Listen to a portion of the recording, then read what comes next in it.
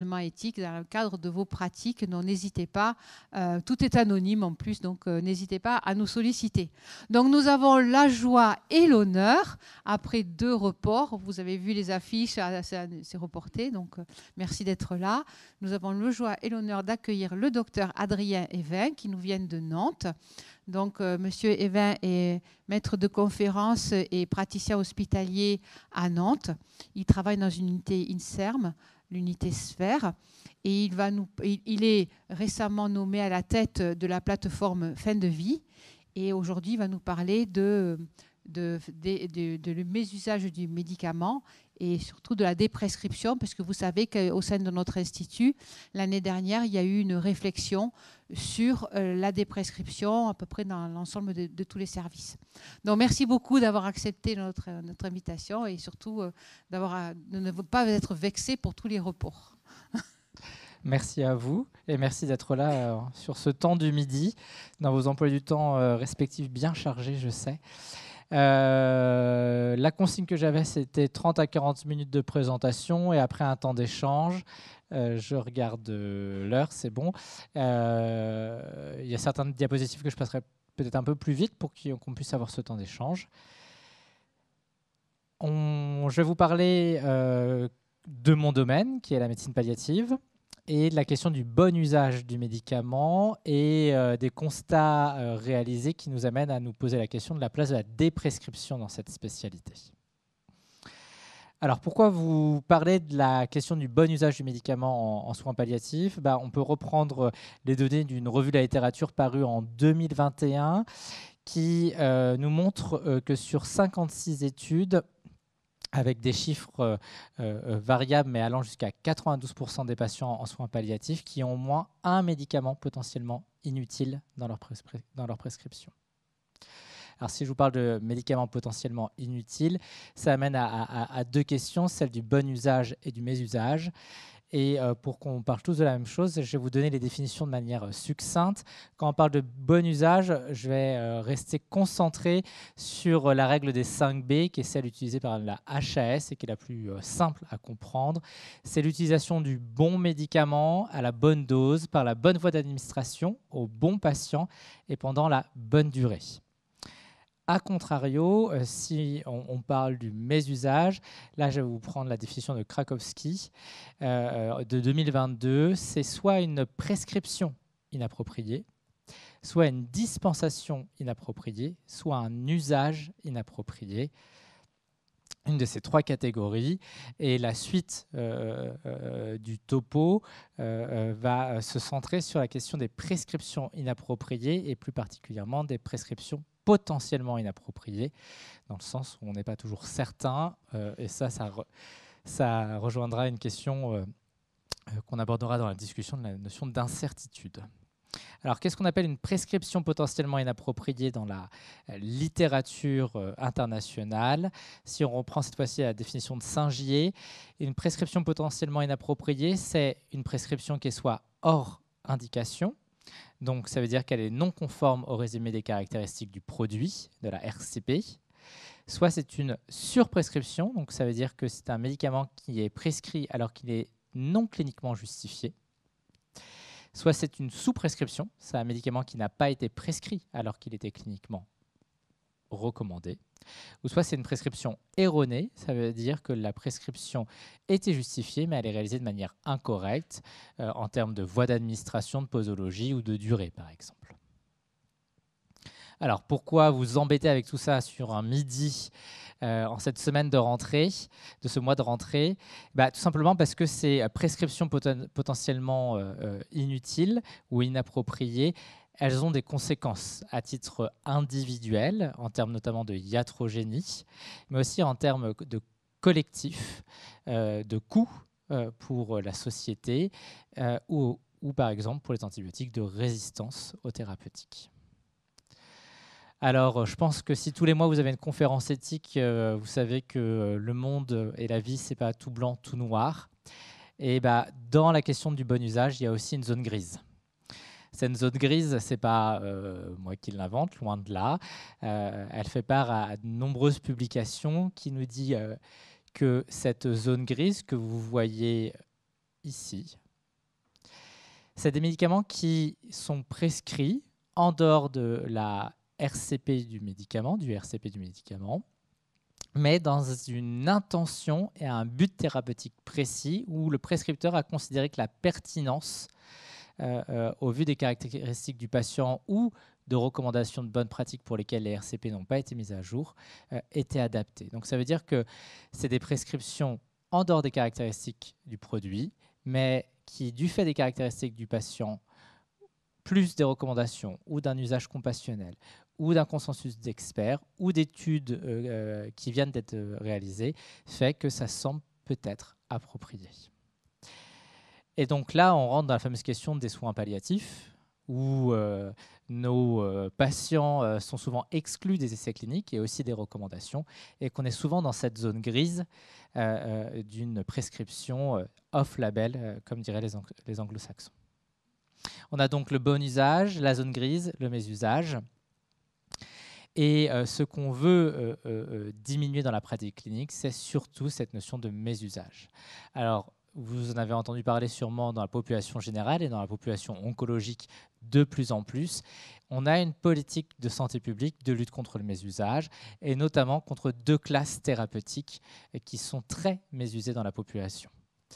Les IPP et les benzodiazépines. Et pour ça, vous avez des recommandations de bonne pratique de la HAS qui sont les premières recommandations sur des classes thérapeutiques qui sont des recommandations de déprescription. Qu'est-ce que la déprescription ? Eh bien, c'est une action de lutte contre le mésusage qui est très spécifique. D'une, c'est un processus, donc c'est-à-dire que ce n'est pas une action unique à un temps donné, mais c'est tout au long du parcours du patient où on va d'abord identifier cette prescription potentiellement inappropriée, on va retirer ou diminuer ce traitement, et ce processus doit être forcément supervisé par un professionnel de santé. Donc le patient ne peut pas être autonome seul à réaliser cet arrêt de traitement. Dans quel but ? Alors, de gérer la polymédication, et dans le but surtout d'améliorer les indicateurs de santé du patient. Et c'est pour ça qu'on doit aussi encadrer la déprescription, pour ne pas faire n'importe comment la déprescription, et notamment la question des arrêts brutaux, des arrêts progressifs, pour éviter que les indicateurs de santé du patient se dégradent en voulant bien faire. Alors pour ceux qui voudront aller plus loin, je vous ai remis les recommandations de bonne pratique sur la déprescription en général, et vous rappelez que c'est vraiment un processus infini qui est tout au long de la parcours de vie du patient dès qu'il a une prescription. Alors les soins palliatifs dans tout ça, ce qui est compliqué en soins palliatifs, c'est que nos patients ils ont des besoins spécifiques qui vont évoluer au cours du temps. Ces besoins spécifiques qui évoluent au cours du temps, ils ont plusieurs trajectoires. Ces trajectoires sont très variables. Et donc là, je vous ai mis sur le schéma en bas à droite les trajectoires de soins palliatifs des grands types de pathologies qui a été mise à jour en 2018 dans le Lancet, qui vous montre pour les courbes bleues que pour la pathologie cancer, rien que dans le cancer, on a différents types de trajectoires de fin de vie en fonction des thérapeutiques possibles que va pouvoir recevoir le patient. Et donc, c'est-à-dire qu'il va falloir s'adapter à chaque situation de patient pour savoir si là, on est toujours dans une indication ou pas de continuer ce traitement-là en fonction de ce sur quoi on se projette, notamment sur son espérance de vie et sur l'objectif de traitement qu'on a. En chiffres dit autrement, le mésusage il est fréquent en soins palliatifs, comme je vous l'ai dit en introduction, avec 92% des patients qui ont au moins une prescription potentiellement inappropriée. On a jusqu'à 35% de prescriptions qui sont en dehors des recommandations de la RCP du médicament. Et on a une population qui est extrêmement polymédiquée, plus qu'en gériatrie, avec jusqu'à 23 traitements prescrits en moyenne par patient. Alors bien sûr, ça va dépendre de où on se situe dans la trajectoire du patient, mais en dehors des dernières heures de vie du patient, plus on se rapproche de la fin de vie, plus le patient va être polymédiqué. Or, dans cette population, on a une faible adaptation des outils, une faible, voire pas de recommandation de bonne pratique sur la question de la déprescription, et on a très peu de recherches. On s'est donc intéressé, l'équipe dans laquelle je travaille, qui est une équipe pluridisciplinaire avec psychologues, sociologues, pharmaciens, pharmacologues et des médecins de soins palliatifs, à deux questions. Déjà, quelle est la réalité française, parce qu'on n'avait pas de données françaises, du bon usage des médicaments en soins palliatifs. Et la deuxième question, c'était si on détecte un mésusage, qui est probable, parce qu'on ne voit pas pourquoi on ferait mieux que les autres, et qu'on sait que par exemple pour les IPP en oncologie ou en population générale, il y a un mésusage en France, quelle faisabilité d'une déprescription en soins palliatifs? Alors pour la question du bon usage, on s'est centré sur les IPP. On sait que c'est une classe qui est mésusée en population générale, et donc on suppose qu'elle est en soins palliatifs. Et pour ça, je vais vous montrer, on a fait une étude rétrospective. Pour la question de la déprescription en soins palliatifs, je vais vous montrer deux travaux.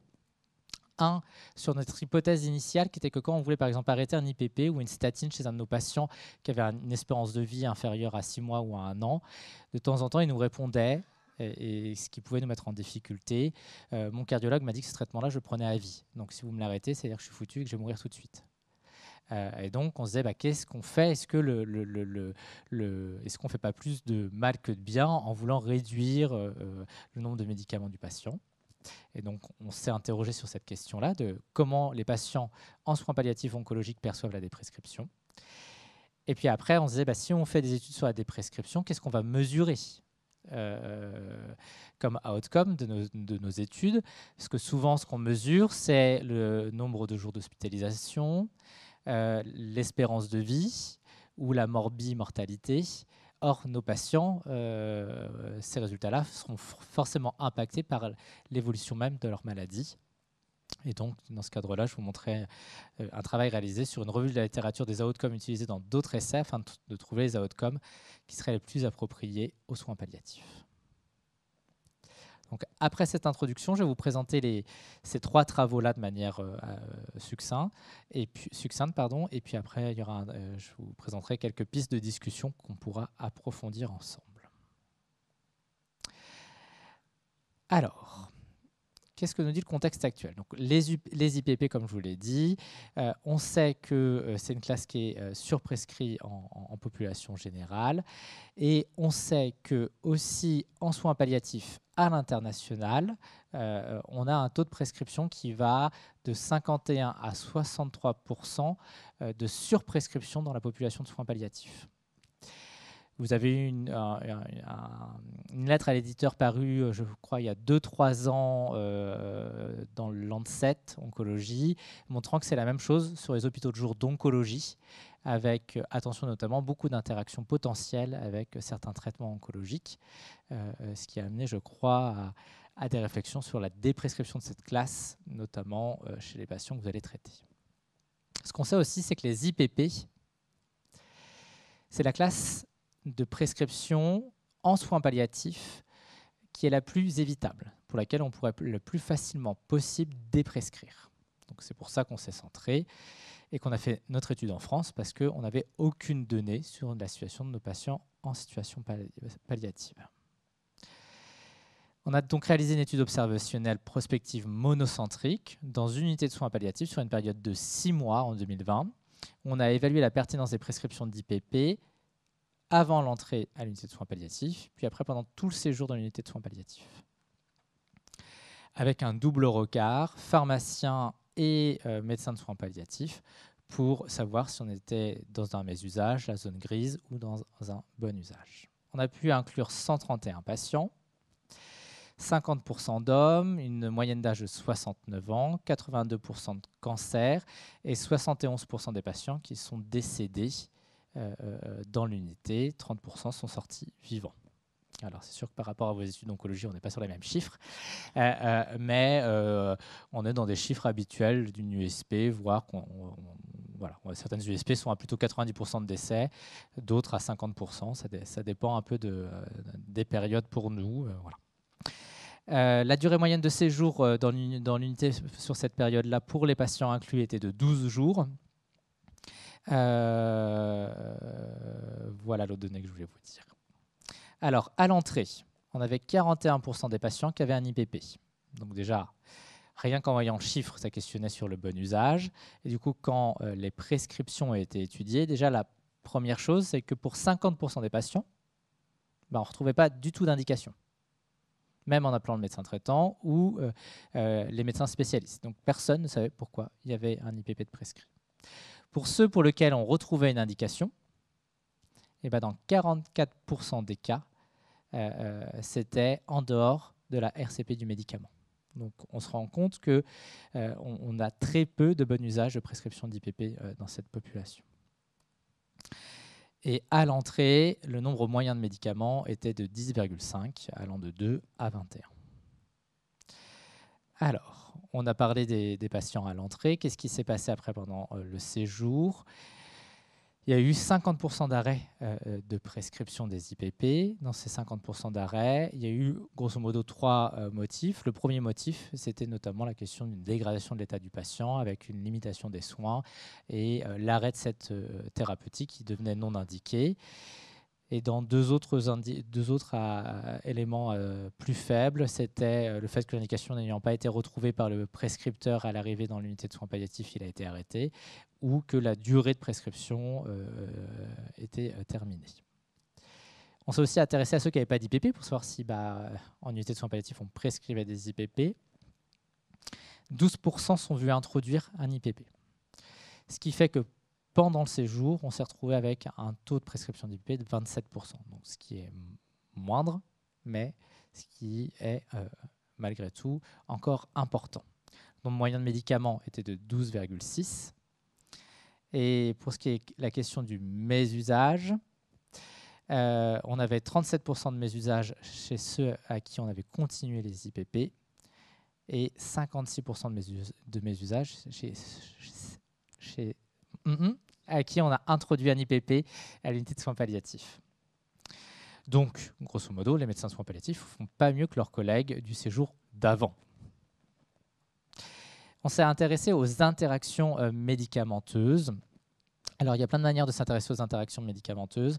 Nous, on s'est basé sur le thésaurus de la NSM, version 2020, et l'article étant paru en 2024, sur la dernière révision, on a vérifié qu'il n'y a pas eu de changement dans le thésaurus 2024. Moins de 1 cas sur 10 de prescription d'IPP avait une interaction. Les molécules pour lesquelles il y avait une interaction, dans l'ordre de fréquence, c'était la thyroxine, l'escitalopram, le tacrolimus et le citalopram. Rassurez-vous d'emblée, c'est uniquement des précautions d'emploi. Donc, ce qui veut dire, grosso modo, que quand on a l'association des deux, il faut être vigilant, mais qu'il n'y a pas un risque majeur d'effet indésirable. Donc, pour conclure sur cette étude-là, on a clairement un mésusage des IPP, mais on a une zone grise. En soins palliatifs, on se retrouve régulièrement avec, par exemple, des hémorragies digestives, où normalement les IPP sont recommandés s'il y a une fibroscopie digestive. Or, tous les patients ne vont pas bénéficier de la fibroscopie digestive, puisque leur état ne le permet pas, ou qu'on n'ira pas à une sanction thérapeutique spécifique. Et donc là, on est dans la zone grise, puisqu'on va mettre l'IPP pour éviter la récidive ou pour diminuer le risque majeur d'hémorragie, alors que non, dans les recommandations, on doit, j'ai la même sonnerie, alors du coup ça me perturbe, on doit réaliser une fibroscopie. Et pour finir, oui, il y a une indication à faire un processus de déprescription sur cette thérapeutique en unité de soins palliatifs. Si vous voulez aller plus loin, je vous ai mis l'article. Et donc maintenant, on s'intéresse, vu qu'on sait qu'au moins sur les IPP, on peut déprescrire, à la faisabilité d'une déprescription en soins palliatifs. Et le premier article que je souhaite vous présenter, c'est celui qui nous a titillé au début. C'était que quand on essayait d'aborder la question de la déprescription avec nos patients, de temps en temps, on avait l'impression qu'on provoquait des choses qu'on aurait mieux fait de faire. Alors, quand on s'est donc intéressé à la littérature sur la question, sur la notion de déprescription, on sait qu'il y a des freins et leviers. Ils peuvent être de 3 ordres, comme beaucoup quand on parle d'action de soins, soit de l'organisation, soit venant des professionnels, soit liés aux patients ou aux familles, ou plus simplement à l'entourage. Nous, ce qui nous intéressait, c'était donc ceux potentiellement liés aux patients. Et donc là, quand on a regardé la littérature, c'était uniquement de la littérature réalisée en gériatrie. Il n'y avait pas d'études internationales sur la question des soins palliatifs. Et ce qui est retrouvé dans la littérature, c'est que les patients sont plutôt favorables à la déprescription, à condition qu'on leur explique les raisons, les risques et les avantages. Que clairement, le manque de communication et de coopération entre spécialistes est en défaveur d'une déprescription. Et donc là, c'est le cas notamment pour vous, entre l'oncologue et le médecin traitant. Clairement, le médecin traitant, une fois que le patient est suivi par l'oncologue, si vous voyez très régulièrement, il ne va pas toucher au traitement, en disant qu'il y a toujours une bonne raison que l'oncologue ait poursuivi ça. Et généralement, vous, parce que vous êtes aussi pris par le temps, vous n'allez pas revoir toute son ordonnance, et ce n'est pas forcément votre travail. Et donc, on se retrouve avec des médicaments qui, comme ça, notamment pour les IPP, sont prescrits pendant 1 an et demi, parce que personne n'a osé toucher à cette prescription. En tout cas, ce qui est sûr, c'est que les personnes âgées, donc de plus de 75 ans, ont une confiance incontestable dans leur médecin généraliste, et pour eux, c'était à eux, à cette classe-là d'acteurs, de réaliser la déprescription. En soins palliatifs, comme je l'ai dit, il y a peu ou pas d'études. Ce qu'on voit, c'est que de la part des professionnels, il y a une inquiétude des médecins avec un frein à la déprescription, avec une dissonance cognitive entre la notion de « je veux bien faire en arrêtant un médicament potentiellement inutile, mais j'ai peur d'être malfaisant en provoquant une réaction psychologique du patient, en lui faisant comprendre que potentiellement son espérance de vie est limitée ». Les patients, il y a très peu d'études, et quand il y a des études, elles sont sur des très faibles nombres de patients, mais en tout cas sur ces études-là, ils étaient favorables. En effet, on retrouvait la question de c'est un traitement à vie, donc si vous me parlez de l'arrêter, c'est que je vais mourir. Et par contre, on n'a pas retrouvé d'éléments en lien avec la littératie en santé. Vous savez, c'est un peu la mode, la question de la littératie en santé. Et il n'y avait pas d'éléments de lien entre la perception du patient de la déprescription et de son niveau de littératie. Donc, on a mis en place une étude multicentrique, nationale, prospective, observationnelle, mixte, avec une première phase d'entretien semi-dirigé qualitatif auprès de patients atteints de cancer à un stade avancé en situation palliative, pour lequel on les a interrogés du coup sur leur perception des médicaments et de la déprescription. Et puis, donc je vais vous présenter ces résultats-là. Je ne vous présenterai pas, par contre, les résultats de la phase 2, parce que la phase 2, elle est en cours. Sur cette fois-ci, la passation d'autoquestionnaires de déprescription, de perception de la déprescription, qui ont été validés en gériatrie, et que nous, on fait passer, du coup, à une population de soins palliatifs, auxquels on a ajouté des items en sus liés à l'analyse qualitative. Et on a rajouté une étude ancillaire de littératie en santé pour justement aussi s'interroger sur est-ce que le niveau de littératie impacte ou pas la perception. Si vous voulez aller plus loin sur le protocole, je vous ai mis la publication du protocole. Et donc là, je vais insister sur les entretiens semi-dirigés. Alors, on a inclus 25 patients. On a pu faire 24 entretiens parce que malgré toute l'énergie déployée, j'ai un patient qui est décédé 3 heures après l'inclusion et je n'ai pas eu le temps de traverser la ville pour lui faire l'entretien. Ce n'était pas prévu, parce qu'il n'aurait pas été inclus si, bien sûr, il était mourant. Pour que vous compreniez bien, pour être inclus, il fallait que le médecin prenant en charge le patient ne soit pas surpris si le patient décédait dans l'année, donc c'est ce qu'on appelle la question surprise. Et il fallait qu'il ait dans son ordonnance, grâce à une fiche je vous reparlerai à la fin dans la discussion, potentiellement un médicament au moins potentiellement inutile. On ne demandait pas à ce que le médicament ait été arrêté, mais par contre, c'était pour qu'on puisse avoir la discussion avec le patient par rapport à ses traitements et de voir comment il les percevait. On a eu 58% d'hommes, la moyenne d'âge était de 70 ans, allant de 40 ans à 98 ans. La durée moyenne de diagnostic du cancer était de 41 mois, allant de 1 à 197 mois. Et le nombre moyen de médicaments était de 12. Le premier constat qu'on a fait à la lecture de ces entretiens et à l'analyse de ces entretiens, c'est que pour le patient, la déprescription, ça n'existe pas, c'est la prescription en fait. C'est-à-dire que c'est un continuum, qu'un médicament, quand on le prescrit, c'est normal qu'on puisse l'arrêter. Et que le phénomène scientifique ou médical d'avoir créé un nom propre à la déprescription, pour le patient, n'a pas de sens. En tout cas, ne fait pas de sens de manière innée. Alors, qu'est-ce qui impacte la perception de la déprescription ? Eh bien, la première chose, c'est l'expérience des traitements. L'expérience notamment antérieure des traitements, avec les fardeaux et bénéfices perçus du traitement. Donc ça vous paraît logique. Mais si un traitement a été perçu comme plutôt source d'inconvénients, ça l'arrange qu'on l'arrête. Par contre, si dans sa perception des choses et dans son expérience, il est persuadé que c'est ce traitement-là qui a amélioré tel symptôme ou qu'il évite d'avoir tel symptôme ou telle évolution de la maladie, et bien là, du coup, le patient ne souhaitera pas arrêter ce traitement. Et donc là, on peut reprendre certaines expériences de patients ou propos de patients.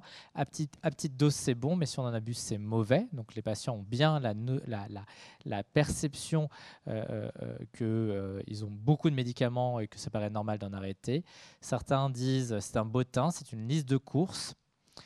Et d'autres ont une vision plutôt extrêmement positif du traitement, et du coup pour cela ça va être plus difficile d'aborder la question de l'arrêt. Le traitement n'est pas méchant, c'est la maladie. Le traitement il est là pour le confort, et du coup s'il voit tous les traitements uniquement pour le confort et pas par exemple pour la prévention de quelque chose qui du coup ne va pas avoir lieu, ça va être plus compliqué. Ce qui rejoint l'autre point qui est sorti de l'étude, c'est que les représentations même des traitements vont impacter leur perception de ce processus de déprescription. En effet, on a certains patients qui avaient leur propre définition du mot traitement, et donc on va le voir après dans les verbatims. Et puis il y avait des croyances pas que liées au traitement, mais liées à l'évolution même de la maladie, et les croyances du patient concernant ce que pouvaient provoquer les modifications des traitements. Donc là, si je mets quelques verbatims, quand on parle des prescriptions, ce patient il dit il y a deux facettes. Une, ça ne serait pas plus mal, et l'autre, mais j'ai aussi peur que ça me fasse mal. Un patient nous a dit, si vous me parlez des prescriptions, ça veut dire que j'ai plus d'espoir. Et l'autre nous donnait une notion intéressante sur laquelle on ne s'était pas projeté parce qu'on avait été éduqué à d'autres définitions. Lui disait le traitement traite la maladie et le médicament lui soulage les symptômes. Donc si vous me déprescrivez un médicament, je ne suis pas d'accord. Si vous me prescrivez un traitement alors que vous dites qu'ils sont plus efficaces, qu'on ne peut plus traiter la maladie, pourquoi pas ? Donc ça montre bien que ces représentations-là, si on ne les interroge pas, on peut vite aller dans des situations un peu plus compliquées.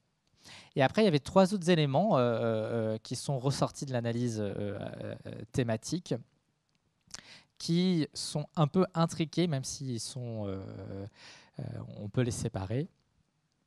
La première chose, c'est que les patients ont un besoin d'information sur le traitement qui va varier à la fois d'un patient à un autre et d'un traitement à un autre. C'est-à-dire que pour un même patient, le besoin d'information qu'il aura sur un traitement, en fonction de soit son expérience, ou soit à ce moment-là de ses besoins, va varier. Et il va avoir plus ou moins besoin d'informations sur la balance bénéfice-risque ou d'informations extérieures au monde soignant, et notamment la famille et les amis. En tout cas, tous ceux qu'on a interrogés n'allaient pas au-delà que du cercle social pour aller chercher les informations. Ils ont tous la notion qu'Internet n'apporte pas, et c'est ce qui nous est d'emblée, non, moi je ne vais pas sur Internet, etc. Mais par contre, de temps en temps, aller demander aux proches, ça, c'est quelque chose qui était réalisé. Y compris sur est-ce que tu penses que c'est normal que le médecin m'arrête ça. Ils ont tous dit que la légitimité même de la profession médicale faisait que par nature, on considère que ce que va dire le médecin est à réaliser, et que cette légitimité va être augmentée par la relation de soins, et ce qui va être favorable à la relation de soins, ça va être la confiance, Et pour ça, ça va être le respect de la temporalité du patient. L'élément clé qui ressortait, c'était que le fait qu'on laisse une temporalité de réflexion, qu'on essaye de comprendre ce qu'a perçu le patient, permettait de rentrer en confiance. Et après, l'autre chose, c'est que les patients eux-mêmes se sont décrits de manière différente et avec une implication différente. Et ça, on le retrouve très bien dans la littérature, sur le fait qu'on a des profils de patients qui sont plus ou moins impliqués dans le soin, qui sont décrits dans la littérature comme actifs, passifs, ou qui peuvent même varier en fonction des traitements. Et là, c'est aussi retrouvé dans les entretiens avec certains patients capables de me dire, moi de toute façon je fais totalement confiance au médecin, j'ai pas besoin d'explications, il fait ce qu'il veut, et d'autres dire, moi j'ai besoin de toutes les informations, et à contrario certains dire, moi pour les traitements du cœur c'est vital, donc s'il les arrête, il faut qu'il m'explique pourquoi. Par contre l'attention je m'en fiche, j'ai jamais compris pourquoi on m'avait prescrit, donc ça il fait ce qu'il veut. Alors quelques verbatim. Vous voyez, le patient totalement passif, moi je prends ce qu'on me donne. Aucune question, et ça lui allait, et surtout il ne voulait pas s'en poser. Le besoin d'information, un verbatim assez éclairant. Moi, ça me paraît important d'éviter de faire les choses de but en blanc. Il faut qu'on implique le patient. Et quelque chose qui vous montre bien que la profession, et là je dis bien médicale, parce que quand on a interrogé sur les autres professionnels, vu qu'en France, c'est essentiellement pour l'instant les médecins qui prescrivent, c'est le médecin qui est mis en avant. Les médecins ne me veulent pas du mal, sinon ils ne seraient pas soignants. Donc voilà les thèmes qui sont ressortis. Pour résumer, la clé à un processus de prescription, c'est pas nouveau, ça va être une communication qui va être le socle nécessaire pour comprendre la perception du patient, afin de connaître ses expériences et percevoir les freins et leviers potentiels. En tout cas, il faut une confiance certaine, et ça veut aussi dire potentiellement ne pas de but en blanc à une première consultation, une première rencontre, d'emblée vouloir aller à la déprescription.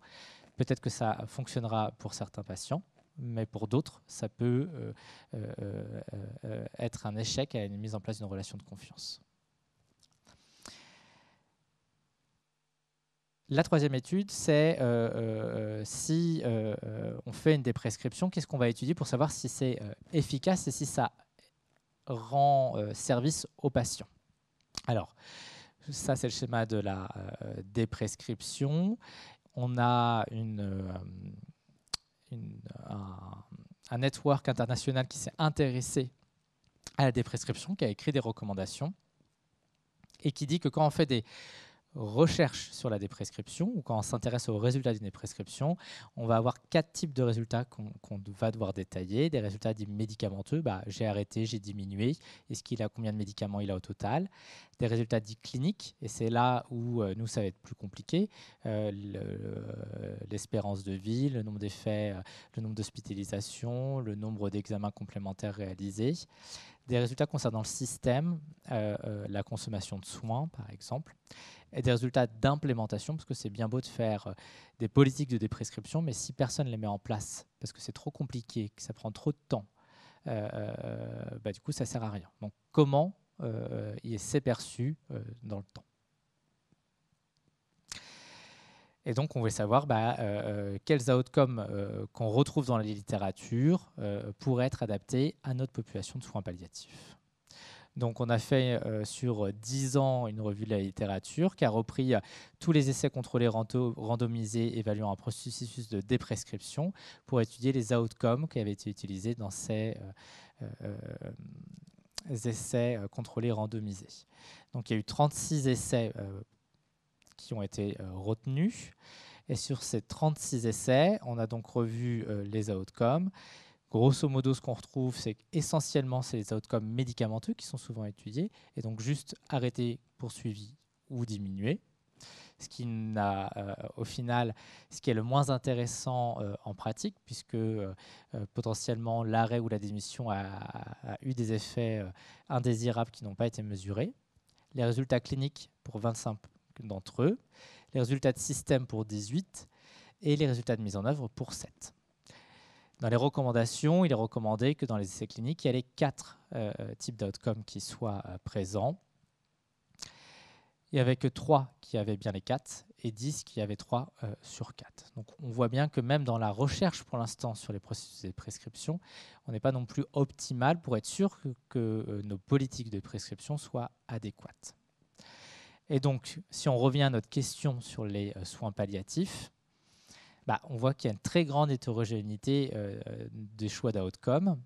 Et si on s'intéresse déjà au nombre d'outcomes qu'on doit être utilisés, ce qui nous semblait le plus intéressant, c'est de savoir ce qui était acceptable en pratique pour mener l'étude clinique. Puisqu'on sait que plus l'étude clinique va être lourde pour le patient, et moins on va inclure de patients, et moins on va le faire. Et du coup, si on multiplie les outcomes, on risque de ne pas arriver jusqu'au bout. Sur les outcomes cliniques, celui qui nous paraît le plus adapté, c'est celui de la qualité de vie pour le patient en situation palliative, même s'il peut être largement impacté par le reste de sa maladie. Et là, il faut aller sur des scores de qualité de vie qui sont plus spécifiques à la question des prises de médicaments. Et après, pour l'outcome médicamenteux, ce qui est souvent oublié, ce qui peut être aussi difficile dans notre population, c'est la question de la compensation par un autre traitement ou par un autre comportement. Alors l'exemple typique, que là je n'avais pas le temps de vous détailler, c'est sur la prescription des benzodiazépines. On a beaucoup de processus de prescription sur la benzodiazépine, sauf que souvent en fait c'est compensé par une consommation d'alcool ou de cannabis. Du coup, ça veut dire qu'en voulant bien faire, on a en fait potentiellement insuffisamment accompagner le patient pour qu'il évite de changer ses comportements et qu'il rentre dans un comportement à risque pour sa santé. Et donc ça aussi, il faut en tenir compte. Et puis le gros problème qu'on peut avoir, et là on va le revoir dans quelques minutes, c'est comment repérer les médicaments potentiellement inutiles dans nos patients en situation palliative. Alors si vous voulez aller plus loin, vous avez l'article qui est mis sur le diaporama qui sera en ligne. Donc, je vous ai parlé du bon usage, de la zone grise et du mésusage, d'une possibilité de prescription en soins palliatifs. Et là, je voulais parler avec vous des points qui, pour nous, restent en discussion. Vers de nouvelles recommandations spécifiques à cette population, pour nous, oui, il faut qu'on se questionne sur des recommandations pour aider le prescripteur à déprescrire. Or, à l'heure actuelle, on n'a à la fois pas de recommandation de bon usage ou très peu de bon usage en soins palliatifs et peu aussi de mésusage et aucune sur la déprescription. Maintenant qu'on sait que, et la littérature internationale l'a montré, qu'il y a du mésusage, il faut permettre au prescripteur de repérer ce mésusage et de lui dire comment déprescrire le jour J. Mais certains pourraient nous dire, est-ce qu'on ne devrait tout simplement pas accepter la zone grise et se dire que ces patients au final qui ont une espérance de vie limitée, est-ce que c'est la priorité que de vouloir déprescrire Est-ce qu'on n'a pas d'autres choses à faire pour ces patients?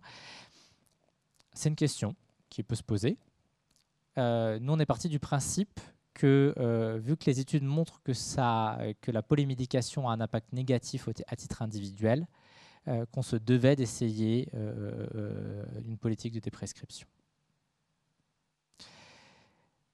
Qui dit déprescription en soins palliatifs est souvent en lien, en plus des médicaments comme les IPP ou les benzos qui sont surprescrits, de questionner l'arrêt des traitements préventifs, qui sont très larges. On va parler bien sûr des statines, on va parler aussi de quasiment l'ensemble des antidiabétiques oraux chez le diabétique de type 2, pour lesquels les complications vont arriver à long terme et qui sont prescrits pour éviter les complications.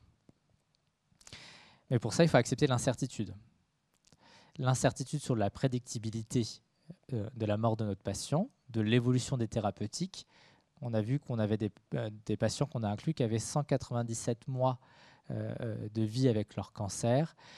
C'est un cancer colique d'emblée métastatique. Donc vous voyez que c'est un patient qui, si on avait fait l'étude probablement à l'époque, aurait été classé dans les moins d'un an d'espérance de vie.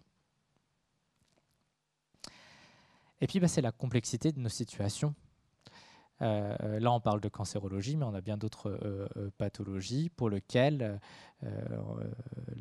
l'espérance de vie et l'évolution est bien difficile à prévoir. Donc, développer des outils adaptés à nos patients, oui, mais la première question qu'on va se poser, c'est sur quelle espérance de vie? Est-ce qu'on part sur 3 mois, 6 mois, 1 an? Et donc là, c'est les études qui vont nous le montrer. On sait que sur les statines, arrêter des statines avec moins de 1 an d'espérance de vie n'a pas d'effet néfaste en termes de morbi-mortalité. Et donc, on va devoir s'adapter aussi à chaque traitement. Est-ce qu'on va utiliser un outil global pour uniquement centré sur l'espérance de vie ou pour chaque pathologie, voire sous-pathologie si on parle du cancer? Ça, c'est aussi une autre question. Et puis, quelle validité de preuve des outils? Et là, pour l'instant, c'est ça qui blesse. On a des éléments pour les statines, on a quelques éléments pour les antidiabétiques oraux, mais pour ce qui est, par exemple, de la tension, c'est moins le cas. Alors, pour votre pratique, voici les outils de repérage. Il y en a un qui est spécifique à l'oncologie, qui est OncPal, qui va être pour les patients atteints de cancer avec moins de 6 mois d'espérance de vie. Celle qu'on utilise, nous, dans notre pratique, c'est la StopFrail 2, qui est à l'origine utilisée pour les personnes âgées, mais qui a été utilisée en dehors des personnes âgées pour les patients qui ont moins d'1 an d'espérance de vie. Et puis, vous avez, si vous voulez aller plus loin, les guidelines de la NHS ou l'outil MedStopper, qui est un autre outil pour aider à déprescrire. Donc ça, c'est l'OncPal, qui, comme le StopFrail, va classer les médicaments en fonction des grands types d'indications. Alors la StopFrail, elle ne passe pas très bien parce que vous voyez que c'est très grand.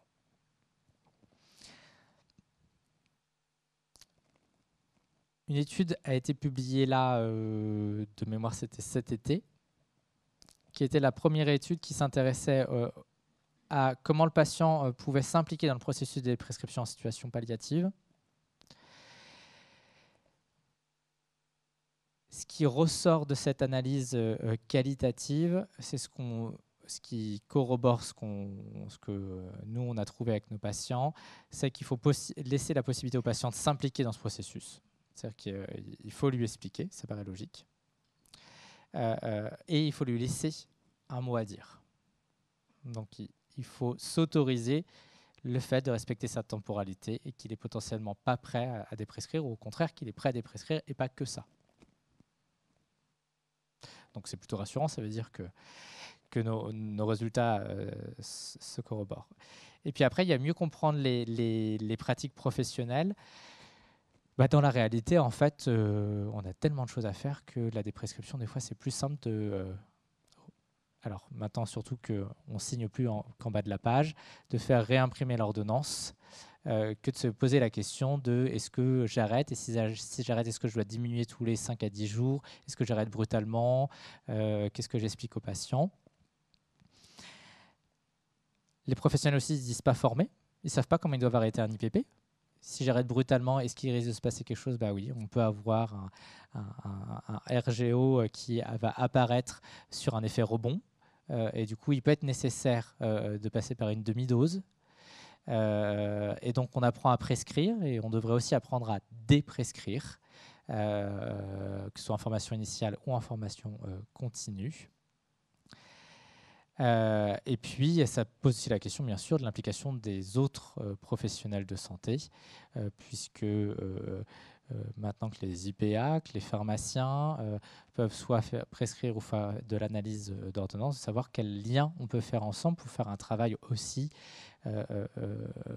important de coordination. Donc en conclusion, la population de soins palliatifs, elle n'est pas du tout épargnée par le mésusage. La première classe probablement que vous pouvez cibler chez vos patients, c'est les IPP. Mais avant de sauter sur l'arrêt, interrogez-vous pour eux, ce traitement, à quoi il sert, est-ce qu'ils en trouvent de l'utilité, et est-ce qu'ils sont prêts potentiellement à au moins essayer de diminuer la dose. Les perspectives, c'est de poursuivre ces travaux, de questionner comment on va mesurer la qualité de vie pour pas qu'elle soit trop impactée par la maladie quand on va mesurer sur les conséquences de la déprescription, de voir quelle place on peut refaire aux médecins traitants, parce qu'on voit que dans la population gériatrique, c'est le premier recours. En oncologie, c'est souvent l'oncologue le premier recours quand le patient est encore sous traitement, parce qu'il peut le voir très régulièrement. Quand il n'y a plus de traitement, c'est là que le médecin généraliste revient généralement en premier recours. Et puis, développer les formations à la prescription et à la déprescription. Voilà, je crois que j'ai respecté le temps à peu près. Et donc, je suis tout à vous.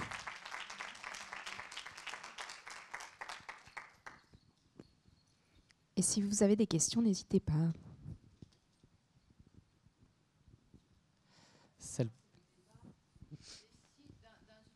Attendez. Laissez-moi courir.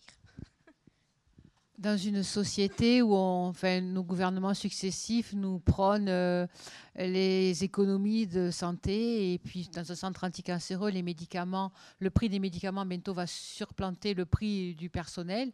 Est-ce qu'il n'y aura pas des injonctions à déprescrire?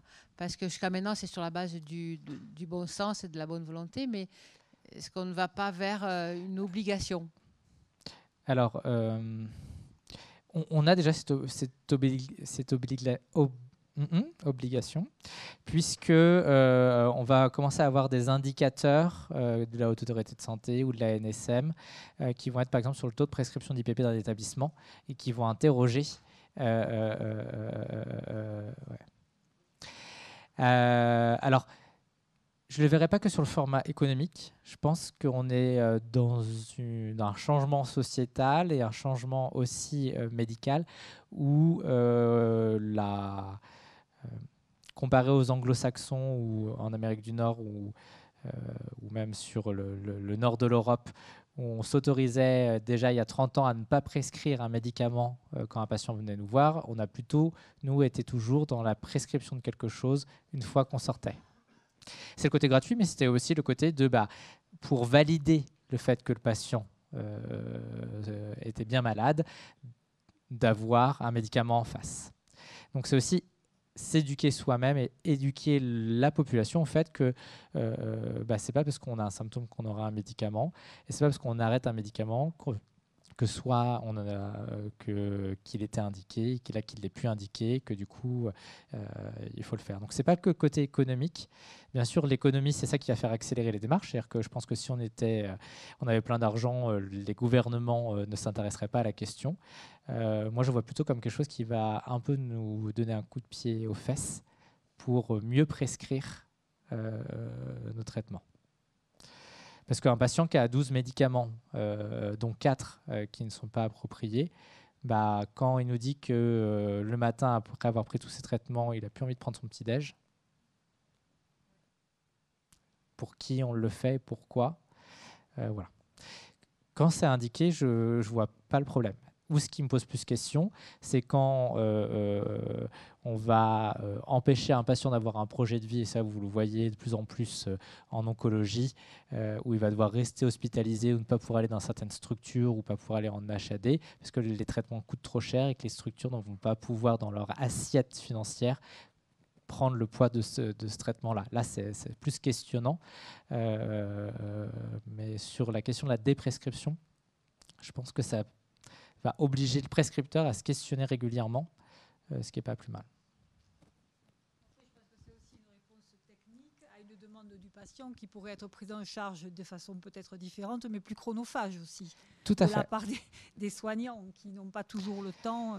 Voilà. Et du coup, par contre, c'est le pendant. Ça veut dire que si, en même temps, et c'est ce qui risque d'arriver au vu de nos finances, qu'on diminue le nombre de soignants, ou du moins que les tâches des soignants font qu'ils ont moins de temps auprès du patient, là, du coup, c'est demander l'impossible. parce que c'est plus rapide, souvent, de prescrire un traitement que le patient notamment connaît, c'est-à-dire un traitement simple, je ne vais pas dire la chimiothérapie c'est autre chose, mais de prescrire un IPP ou quelque chose contre le cholestérol, le patient, il connaît quelqu'un dans son entourage qui en a eu, du coup il va dire bah oui, je prends, et il ne faut pas me l'arrêter, alors que le jour où on va questionner l'arrêt ou de ne pas prescrire, en disant vous allez d'abord faire un régime, je vous explique le régime, on se revoit dans 3 mois, si ça suffit, bah, je vous ferai voir une diète, et puis vous ferez du sport, et puis on se reverra dans 3 mois. Bah, en fait, c'est plus simple de faire une ordonnance pour 6 mois, ou voire 1 an, et de le revoir dans 1 an. C'est la même question pour les anxiolytiques. Hein, ah bah oui, tout à fait. Alors, on a la chance que le Covid a permis le dispositif Mon Psy qui a été revu il n'y a pas longtemps et qu'il était réévalué il y a 6 mois. Je ne pense pas qu'il aurait été réévalué maintenant au vu de nos comptes. Mais oui. Là, et c'est pareil pour les antidépresseurs. Là, dans les recommandations, sauf une dépression sévère, la première indication normalement c'est la psychothérapie avant le traitement antidépresseur. Mais faut-il encore pour avoir accès à un psychologue et avoir l'argent pour payer un psychologue?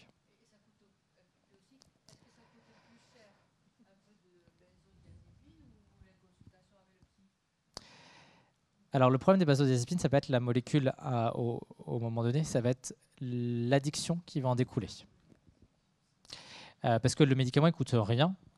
Mais par contre, l'addiction et les troubles, notamment quand le patient va vieillir, les troubles cognitifs, parce que ça donne des troubles cognitifs, les chutes qui vont faire qu'il va coûter plus cher au final que si...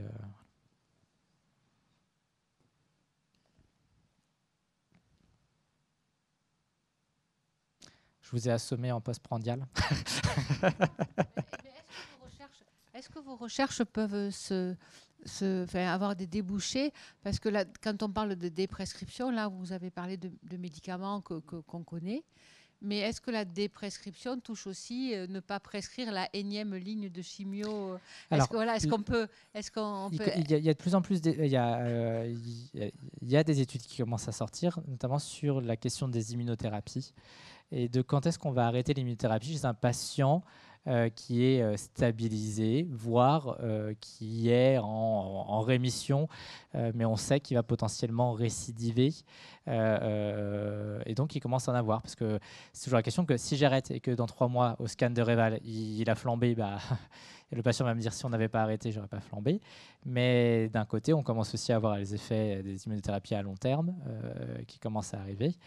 Donc il y a des études, notamment dans le mélanome, qui sont en train de sortir, et aussi, je crois, dans le cancer du poumon, qui commence à sortir, sur à partir de combien de temps de stabilité sous immunothérapie on peut se questionner sur arrêter. Mais c'est... Même éthiquement, c'est compliqué. C'est hyper compliqué, parce qu'en fait, si... Alors, du coup, il y a des analyses intermédiaires qui permettent de dire que si dans le groupe qu'on a arrêté tout de suite, il y a un taux de récidive qui est beaucoup plus important, dans ce cas-là, on arrête l'étude. Mais pour l'instant, en fait, non, c'est pas le cas.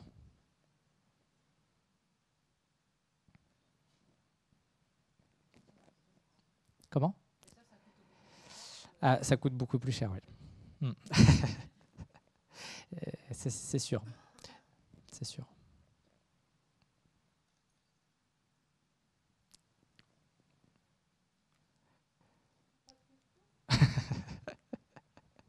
Il n'y a pas de souci. On conclut. Donc, encore grand merci d'avoir fait le déplacement depuis Nantes en se levant à 5h du matin, et merci pour votre présentation. Merci beaucoup et merci à vous de m'avoir accueilli. Donc, j'ai appris qu'on avait